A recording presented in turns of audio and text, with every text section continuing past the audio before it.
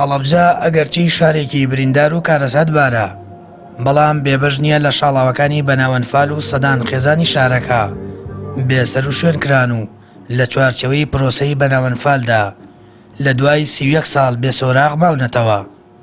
هەڵەبجە یادی ئەنفال بەرز ڕادەگرێت و چەندین چالاکی جۆرە جۆر بۆ مەبەستا ئەنجام دران.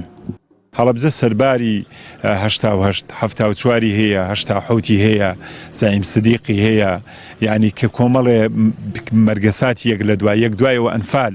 بۆیە ئێمان بیادەمان ئەمڕۆ وەکو خەمیەک هەم بۆ گەرمیان بۆ مەرگەساتی هاوخەم لەگەڵ ئەو مەراسیمە ئەمڕۆ لە کەلار و چەمسەماڵ ڕێگاخرێ و هەم خۆشمان خاوەنی ئەنفالین و شەیدی ئەنفالمانەیە و کەس و کاری هەڵەبجە ژمارێکی زۆر لە خەڵکی هەڵەبجە ئەنفالەکرێن ئەو یادەمان بەرزاگرت. بەوەی نیگەرانیەکانیانەوە بەشێک لە کەسوکاری ئەنفالکراوان هەڵەبجە بەشداری مەراسیمی یادکردنەوەکەیان نەکرد، وەک خۆیان ڕایان گەیاندووە لە دوای 31 ساڵ بێبەش کراون لەو ئیمتیازاتانەی کە پێویستە لەگەڵ کەسوکاری شەیدانی کیمیاباران بیانگرێتەوە. سەبریە محەممەد یەکێکە لە کەسوکاری ئەنفالکراوی هەڵەبجە، ئەو لە دوای 31 ساڵ چاوەکانی لە چاوەڕوانی ماندوو نەبووە، وەک خۆی دەڵێت هێشتا بە ئومێدی گەڕانەوە و بینینەوەی 4 ڕۆڵە ئەنفالکراوەکەیەتی.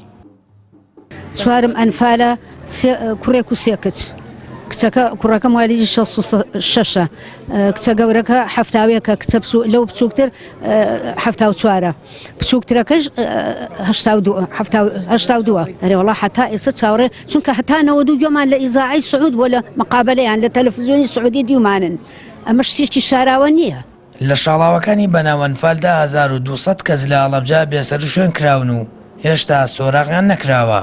لە دوای تاوانی کیمیاباران و خنکانی شارەکەش ئەنفال برینێکی دیکەی جەستەی هەڵەبجەیە و ساڵانەش لەگەڵ یادکردنەوەی زامی دڵی کەسوکار و دانیشتوانی شارەکە دەکولێنێتەوە.